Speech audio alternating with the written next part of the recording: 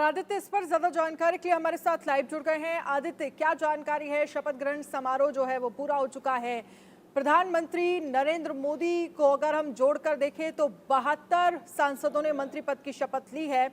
ऐसे में 292 जो एनडीए का आंकड़ा है, यानी कि हर चौथे सांसद पर एक मंत्री बनाया गया है। और इस पूरी कैबिनेट के जरिए कैसे जातिगत और क्षेत्रीय समीकरण को साधने की कोशिश की गई है?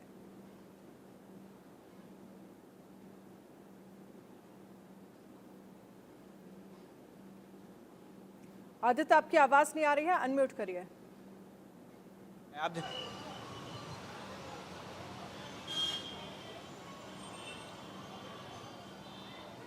आवाज आ रही है? हेलो जी जी, बिल्कुल आ रही है आवाज, बात पूरी करिए। जी, मैं बताऊं आपको कि इस बार का जो कैबिनेट है बहुत ही महत्वपूर्ण है। बहुत ही सोच समझ करके जो पूरी प्लानिंग के साथ में एक एक जो मंत्रियों का जो है या एमओएस है उनको जो पद दिया गया बहुत ही महत्वपूर्ण है। यहाँ पर टोटल कुल 72 ऐसे मंत्री हैं जिनको अभी ओथ दिलवाया गया, लेकिन अभी हालांकि जो मंत्रालय क्या क्या है वो उस पर चर्चा नहीं हुई। आप देखेंगे कि जिस तरीके से पहले प्रधानमंत्री नरेंद्र मोदी पहुंचे थे शपथ ग्रहण में, उसके बाद जिस तरीके से राजनाथ सिंह आए थे, उसके बाद अमित सिंह आए, जो सिलसिलेवार तरीके से जिस तरीके से वो आए थे, इससे साफ पता चलता है कि राजनाथ सिंह जी का कद जो है पार्टी में मंत्रालय में जो है बड़ा होने वाला है। अमित शाह जो है उसके बाद आए। उसके बाद आप देखेंगे कि जिस तरीके से बिहार और जो तेलुगु देशम पार्टी की जो महत्वता बनी हुई है पूरे इस सरकार में, तो वो आप देखेंगे कि इसमें सरकार बनाते वक्त भी इसका ख्याल रखा गया है। हालांकि पूरे के पूरे मामले में जो जीतन राम मांझी के बारे में कहा जा रहा था, जीतन राम मांझी शुरुआत के दौरान पता चला कि उनको सरकार में कैबिनेट में जगह देने की बात नहीं चली थी। उन्होंने इस बात के बारे में बताया भी था कि जिस तरीके से मोदी जी चाहेंगे हम उस तरीके से काम करेंगे। लेकिन जिस तरीके से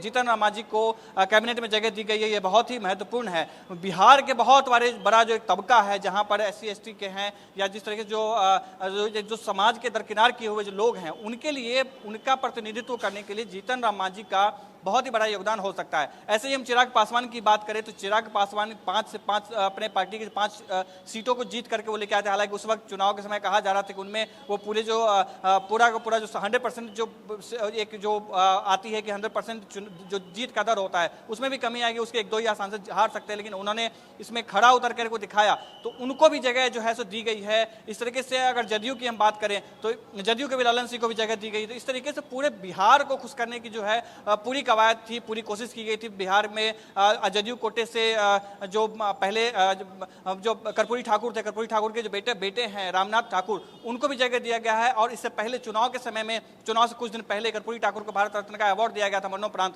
ये सब जो है पूरी कोशिश है कि हिंदी बेल्ट पूर्वांचल के जो क्षेत्र है उन सब को खुश रखा जा सके। अगर हम बात करें साउथ के तो साउथ का भी बहुत ही अच्छा इसमें योगदान रहा है।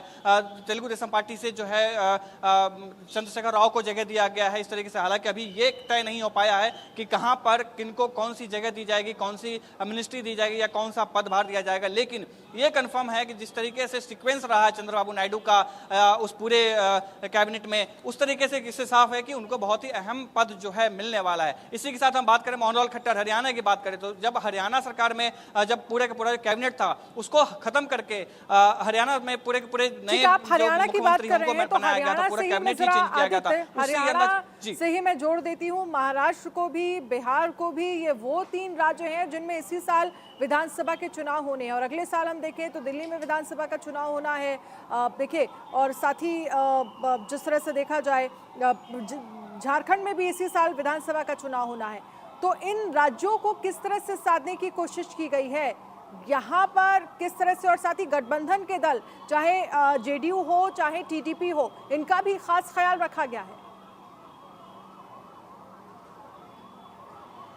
जी, हरियाणा की बात करें तो हरियाणा में जिस तरीके से 2019 में जब चुनाव हुए थे तो 2019 में पूरे के पूरे जो 10 सीट हैं वो हरियाणा ने जो बीजेपी को दिया था, प्रधानमंत्री नरेंद्र मोदी को उपहार स्वरूप दिया था। और इस वक्त क्योंकि हम दर्शकों को दिखा रहे थे, हम हरियाणा में थे चुनाव के समय में, तो चुनाव के समय में ये बात चल रही थी कि क्योंकि बहुत सारे एग्जिट पोल्स में या बहुत सारे ऐसे जो राजनीतिक ज्ञाता हैं उनका कहना था कि हरियाणा में हो सकता है सरकार को कुछ सीटों का नुकसान हो सकता है। लेकिन उसको ठीक उल्टा उसका हुआ। और अब देखेंगे सबसे ज्यादा जो बात कही जा रही रही थी, करनाल के लिए कही जा रही थी, जिसमें मनोहर लाल खट्टर खुद चुनाव लड़ रहे थे। तो जिस तरीके से मनोहर लाल खट्टर के बारे में कहा जा रहा था कि वो चुनाव हार जाएंगे, लेकिन उसके ठीक उलट मनोहर लाल खट्टर ने बहुत ही बड़े मतदान का जो एक दायरा होता है उससे जीत उन्होंने दर्ज की है। इसी के साथ में जो अन्य जो वहाँ पे जो लोग थे उन सबको भी गुड़गांव के जो सांसद हैं राणा इंद्रदेव जी, उनको भी जो है बुलाया गया था चाय में, उनको भी सीट देने की बात चल रही थी। तो इस तरीके से पूरे हरियाणा को जो है, क्योंकि यादव बहुल क्षेत्र है, वो राव जो जाति जो यादव बहुल क्षेत्र है वो वहाँ ज़्यादा है, उनको भी भरपूर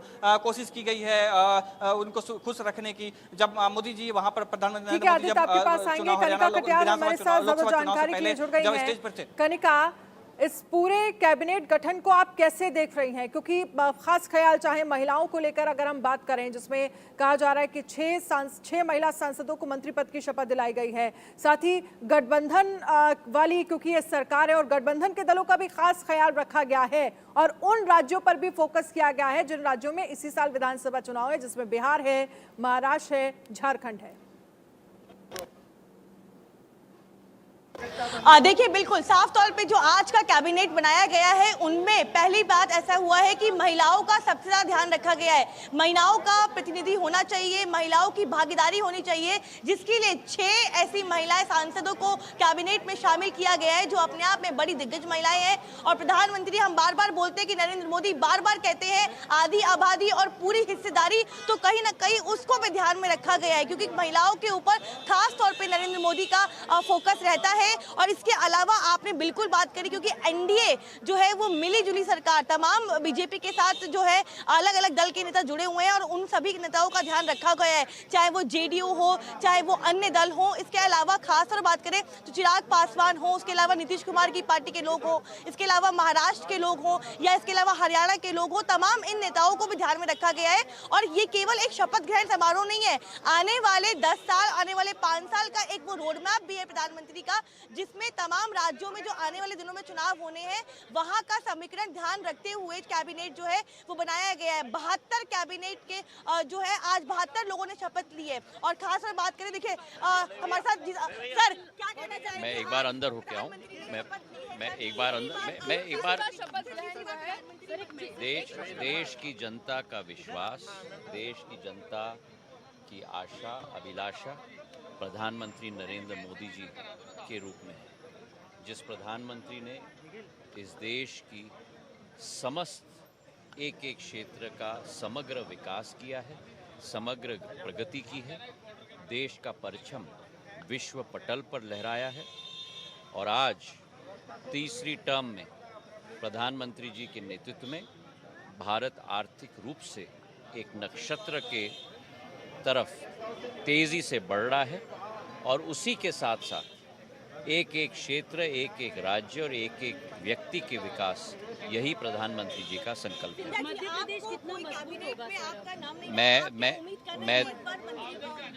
मैं धन्यवाद देना चाहता हूं प्रधानमंत्री जी को, जो भारतीय जनता पार्टी और प्रधानमंत्री जी ने मौका मुझे दिया है सेवा करने के लिए, मैं कृतज्ञ हूँ।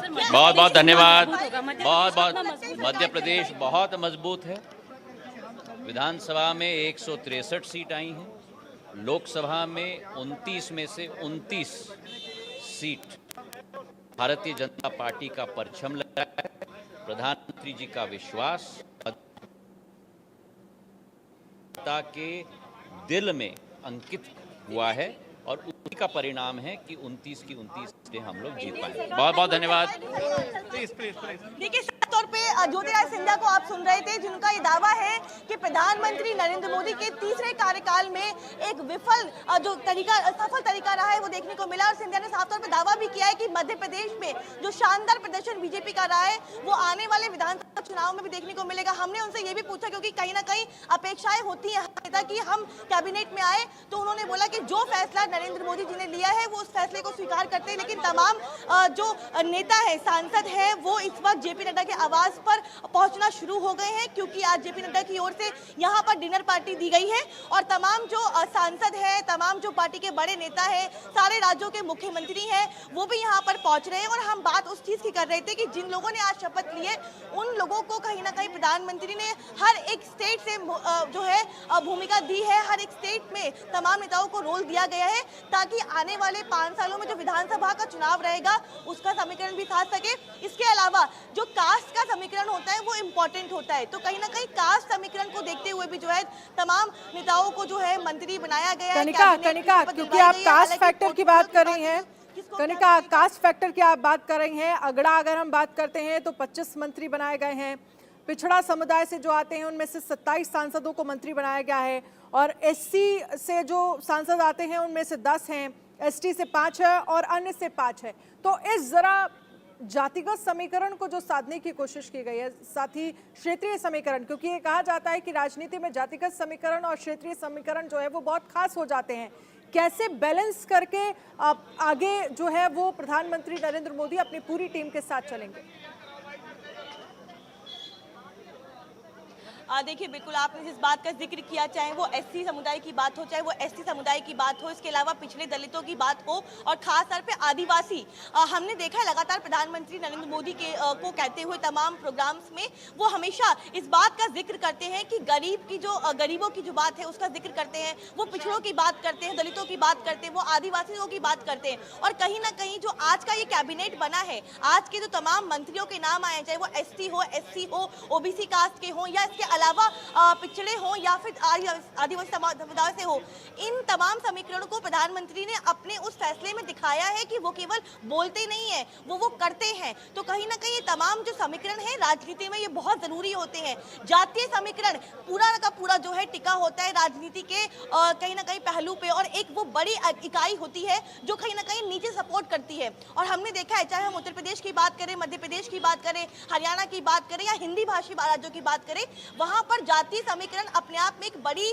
चीज मानी जाती है और पूरी राजनीति जो है जातीय समीकरण पर निर्भर करती है। तो कहीं ना कहीं उस कास्ट इक्वेशन को देखते हुए, उन स्टेट्स की कास्ट इक्वेशन को समझते हुए ये पूरा फैसला जो है वो लिया गया है। हालांकि आपने देखा लगातार तीसरी बार आज प्रधानमंत्री नरेंद्र मोदी ने शपथ ली है, जवाहरलाल नेहरू का रिकॉर्ड तोड़ा है और कहीं ना कहीं अपने आप में ये ऐतिहासिक दिन है बीजेपी और एनडीए के लिए, क्योंकि जिस तरह से एनडीए लगातार पोर्टफोलियो, जो लोग वहां पर पहुंच रहे हैं आप उनसे बातचीत भी करिएगा। और जरा मैं पोर्टफोलियो के बारे में भी आपसे समझना चाहूंगी, क्योंकि 2019 में जिन मंत्रियों को हमने देखा आगे की लाइन में, सबसे पहले नंबर पर राजनाथ सिंह बैठे थे, दूसरे नंबर पर हमने देखा अमित शाह बैठे हुए नजर आए, और तीसरे नंबर पर जो है वो हमने देखा कि जेपी नड्डा वहां पर दिखे, चौथे नंबर पर नितिन गडकरी थे, पांचवें नंबर पर शिवराज सिंह चौहान थे।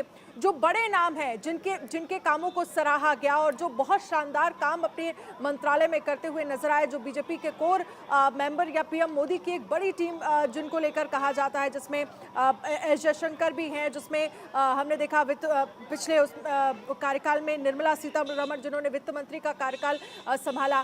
पोर्टफोलियो को लेकर क्या लग रहा है इस बार? जो पोर्टफोलियो इन मंत्रियों के पास 2019 में रहे, वही पोर्टफोलियो लगभग इस बार भी क्या रहने वाले हैं या कुछ फेरबदल देखा जा सकता है? देखिए, बिल्कुल हम उस तस्वीर की बात करते हैं जिस तस्वीर पे सबकी निगाहें टिकी होती हैं।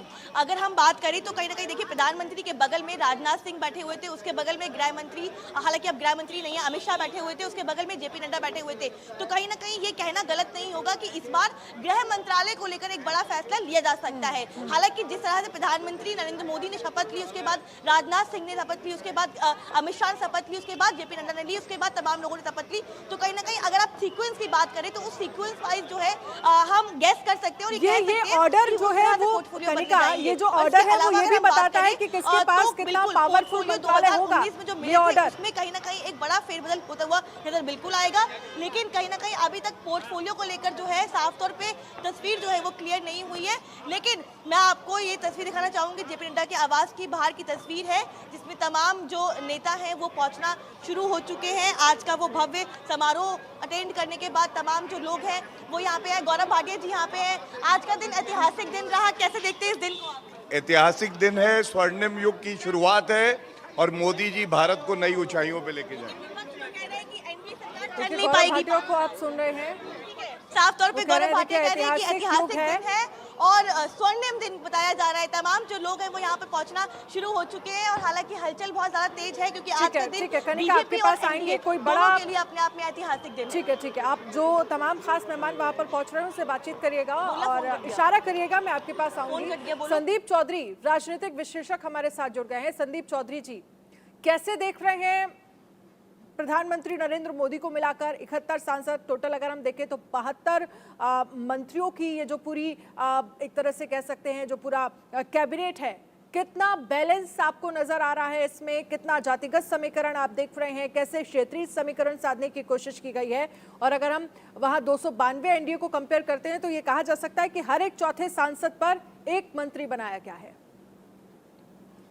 देखिए, बिल्कुल जिस तरीके से जिस स्ट्रेटेजी के साथ सबको सहभागिता मिली है, केरला से लेकर जम्मू कश्मीर तक की आप बात करेंगे तो हर स्टेट की सहभागिता है।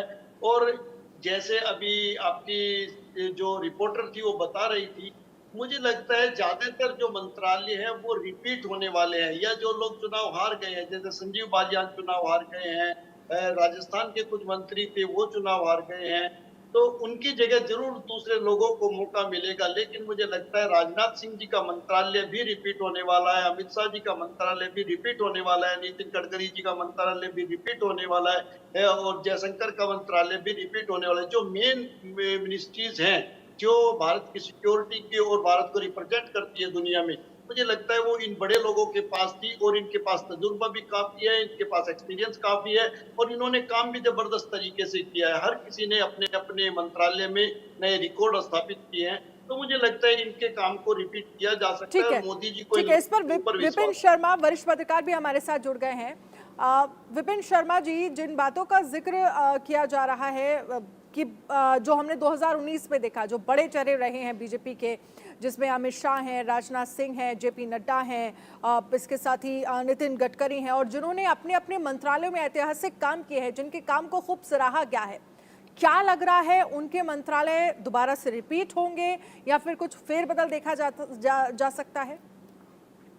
देखिए, सर्वप्रथम मैं ये बात बोलूंगा कि यहाँ पर 2014 में 2019 में ये बोला जाता था कि ये मोदी सरकार, तो यहाँ पर ये एनडीए की सरकार है। सरकार तो तब भी एनडीए की थी कि आपके बाकी घटक दल भी आपके साथ थे सरकार में, लेकिन यहाँ पर आपको सारे जो अलाई पार्टनर्स हैं और ये बड़ा जो एक बैलेंस करके चला है, और ये जो मतलब दाद देनी पड़ेगी कि जो भी थिंक टैंक्स रहे हैं जिन्होंने ये पूरे मंत्रियों का चयन करा है, और कि चाहे कैबिनेट स्तर पर चाहे राज्य मंत्री, तो ये बहुत इसके पीछे सोच गई है और समय बड़ा कम था। और आज जब प्रधानमंत्री ने दोबारा तीसरी अपनी बारी शुरू करने जा रहे हैं, शपथ लिया है, तो अपने आप में इसकी बहुत अहमियत है।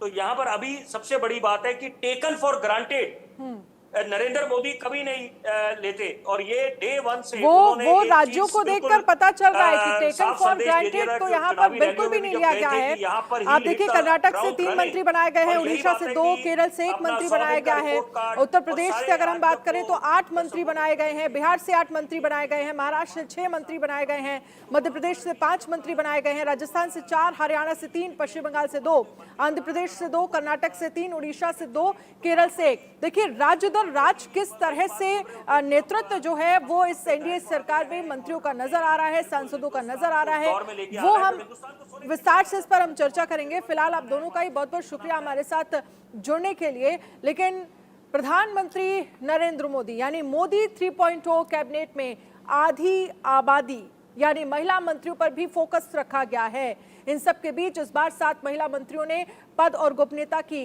शपथ ली। 3.0 कैबिनेट में नारी शक्ति की जयकार दिखी। ये रिपोर्ट देखिए जरा। मोदी 3.0 में महिला मंत्रियों पर फोकस। मोदी 3.0 कैबिनेट में नारी शक्ति की जयकार। मोदी कैबिनेट में महिला प्रतिनिधित्व पर खास ध्यान दिया गया है। वैसे संख्या के आधार पर बात करें तो मोदी 2 के मुकाबले इस बार कम महिलाओं को कैबिनेट में जगह मिली है। मोदी 2 के कार्यकाल में जहां 11 महिला कैबिनेट में शामिल थीं, वहीं मोदी के तीसरे कार्यकाल में कैबिनेट में करीब आधी महिला मंत्री हैं। निर्मला सीतारमण, जो कि मोदी 1 में रक्षा मंत्री थी, मोदी 2 में वित्त मंत्री और फिर से मोदी कैबिनेट का हिस्सा बनी है। अनुप्रिया पटेल मिर्जापुर से अपना दल इसकी सांसद हैं, 2 कार्यकाल से मोदी कैबिनेट में राज्य मंत्री हैं, मोदी कैबिनेट में फिर उन्हें जगह मिली है। शोभा करंजले बेंगलुरु नॉर्थ से सांसद हैं, पहली मंत्री रह चुकी हैं, फिर से कैबिनेट में इन्हें मौका मिला है। अन्नपूर्णा देवी झारखंड के कोडरमा से सांसद हैं, पहली मंत्री रह चुकी हैं, मोदी 3 में फिर बनी है मंत्री। रक्षा खडसे महाराष्ट्र के रावेर सीट से सांसद, रक्षा खडसे की पहली बार एंट्री हुई है, मंत्री पद की उन्हें जिम्मेदारी दी गई है। नीमूबेन बम्भानिया भावनगर लोकसभा सीट से सांसद हैं, मोदी कैबिनेट में इन्हें भी जगह मिली है। सच्ची श्रद्धा निष्ठा रखूंगी, मैं भारत की प्रभुता और अखंडता अक्षुण्ण रखूंगी। 2024 लोकसभा चुनाव नतीजों में 74 महिलाएं सांसद चुनी गई हैं, जबकि 2019 के आम चुनाव में संख्या 78 थी। 11 महिलाओं के साथ पश्चिम बंगाल सबसे आगे है। कुल 797 महिला उम्मीदवारों ने चुनाव लड़ा था, जिसमें बीजेपी ने सबसे ज्यादा 69 को और कांग्रेस ने 41 महिलाओं को उम्मीदवार बनाया था। इस लिहाज से देखा जाए तो कैबिनेट में महिला मंत्रियों की संख्या फिलहाल तो कम ही दिख रही है। 1/3 आरक्षण का बिल पास करने वाली संसद के सामने अभी चैलेंज बड़ा है। कैबिनेट में भी 1/3 सीटें महिलाओं को कब नसीब होंगी, कहना बहुत ही मुश्किल है। Bureau report, India news.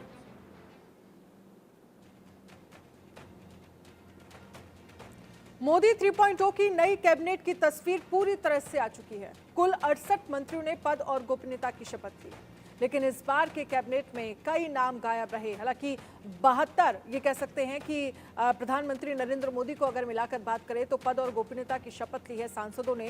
कुछ तो जीतने वाले तो कुछ हारने वाले भी हैं। कुछ वैसे लोग भी हैं जिनके टिकट कट गए थे। वैसे कुछ नेता भी मोदी 3.0 की जगह नहीं बना सके, ऐसे भी कुछ नेता रहे। इस रिपोर्ट के जरिए आपको दिखाएंगे। है मोदी 3.0 की रफ्तार वाली कैबिनेट। हिंदुस्तान की हर तस्वीर की दिख रही तासीर। कैबिनेट में सोशल इंजीनियरिंग का मीटर हाई। नरेंद्र मोदी की तीसरी बार ताजपोशी में जहां कई नए चेहरों को एंट्री मिली, तो वहीं कई दिग्गजों का पत्ता कट गया। मोदी सरकार में मंत्री रहे कई सूरमा उस फोन का इंतजार करते रहे जिससे उनकी चाय की मिठास बढ़ जाती। पीएम आवास पर टी पार्टी में इन चेहरों की गैर मौजूदगी ने मन की आशंकाओं पर मानो मुहर लगाने का काम किया। इस टी पार्टी में मौजूद नेताओं के लिए कैबिनेट के दरवाजे खुले और जिन्हें चाय नसीब नहीं हुई उनके हिस्से कुछ शिकवे शिकायतें आईं और आया एक लंबा इंतजार। नई कैबिनेट में कई नाम गायब। बीजेपी के 20 दिग्गजों को इस बार कैबिनेट में जगह नहीं मिली और इसकी अपनी वजहें हैं। ऐसे कई नेता हैं जो अपनी अपनी सीटों से भारी मतों से जीत कर आए हैं, इसके बाद भी उन्हें कैबिनेट में नहीं रखा गया, जैसे कि अजय भट्ट, अनुराग ठाकुर और नारायण राणे। वहीं इस बार कई ऐसे मंत्री रहे जो अपना चुनाव भी जीत नहीं सके।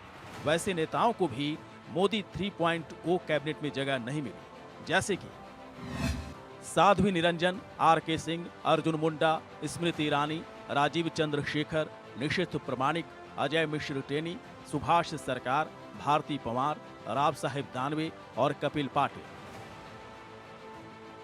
वहीं कई ऐसे मंत्री जो मोदी 2 में अहम जिम्मेदारी निभा रहे थे, लेकिन इस बार कई लोगों को टिकट ही नहीं मिला। कई ऐसे लोगों के टिकट काट दिए गए। ऐसे कई नेताओं को मोदी 3.0 कैबिनेट में जगह नहीं मिली है, जैसे कि Meenakshi Lekhi, Rajkumar Ranjan Singh, General VK Singh, John Barla और अश्वनी चौबे।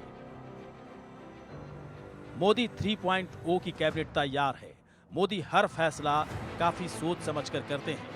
नेता लाख दबाव बनाए, लेकिन पीएम मोदी वही करते हैं जो उन्हें ठीक लगता है। सांसदों के टिकट बंटवारे में भी उन्होंने कई दिग्गजों का टिकट काट दिया था और कैबिनेट में भी उन्होंने मंत्रियों का नाम काटने में कोई कोताही नहीं बरती। नई टीम में नए चेहरों के साथ पीएम मोदी ने तीसरे कार्यकाल का एजेंडा सेट कर दिया है। अब जिन्हें जगह नहीं मिली है वो अगले विस्तार का इंतजार करेंगे। Bureau report, India news.